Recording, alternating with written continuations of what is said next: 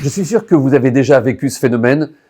Vous cherchez une vidéo quelconque sur YouTube et votre œil est attiré par une suggestion de l'algorithme de YouTube qui vous met sous les yeux une vignette qui vous attire.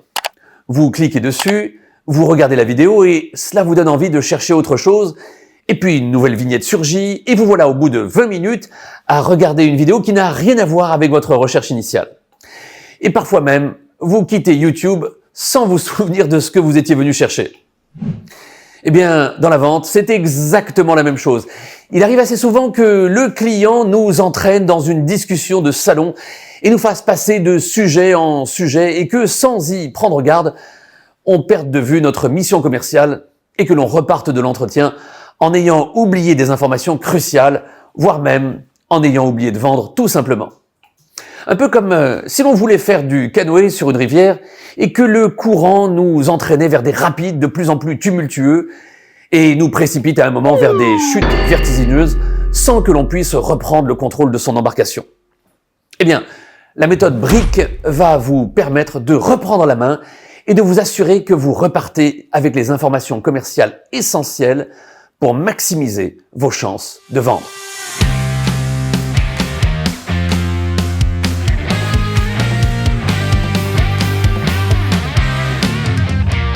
Si vous avez un peu d'expérience dans la fonction commerciale, vous avez forcément vécu le rendez-vous duquel vous ressortez sans savoir si le client dispose du budget nécessaire, s'il est le décideur ou s'il y a d'autres parties prenantes à la décision et d'autres informations essentielles. Voici un acronyme que vous devez toujours avoir en tête et qui va vous permettre de sauver bien des ventes. BRIC. BRIC, ce sont les initiales des mots budget, recommandation, influence et conclusion.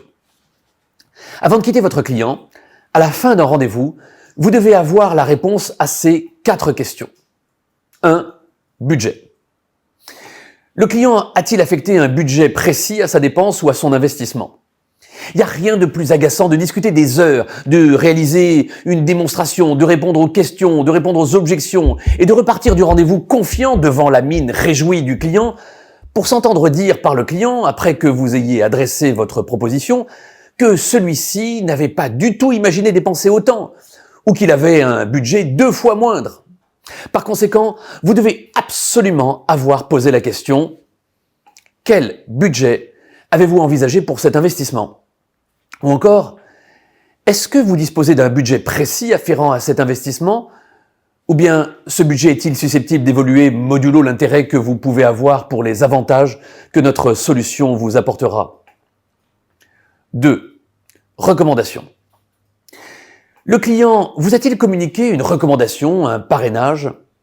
On sait tous qu'il est très difficile de conquérir un nouveau client, tandis qu'il est beaucoup plus facile de demander à un client s'il connaît des personnes comme lui ou ayant les mêmes besoins auprès desquelles il pourrait nous recommander.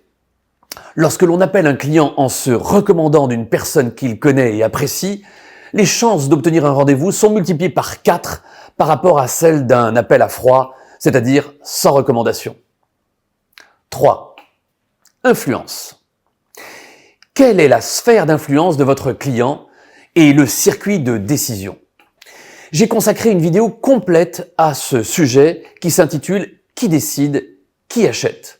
dont vous trouverez le lien dans les commentaires et que je vous afficherai sur l'écran à la fin de cette vidéo. Regardez-la.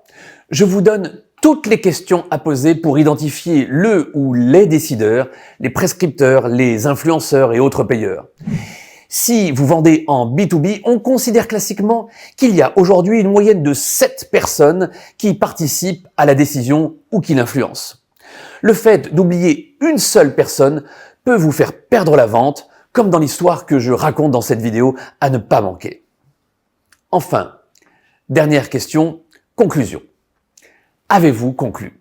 Alors attention, je ne parle pas nécessairement de la conclusion au sens où on l'entend classiquement, à savoir la signature du contrat ou de la commande. Je parle ici d'obtenir un engagement quelconque.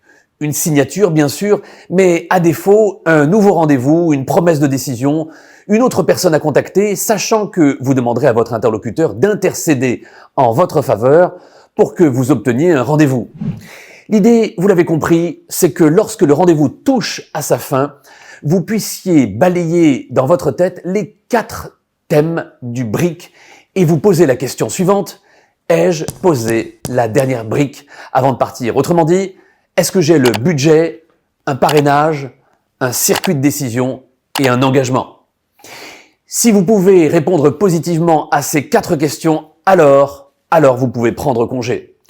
S'il vous manque 1 ou 2 briques, eh bien vous pouvez toujours reprendre la main et dire à votre client: avant de vous quitter, j'ai oublié de vous poser 2 questions. Est-ce que vous vous étiez fixé un budget pour cet investissement?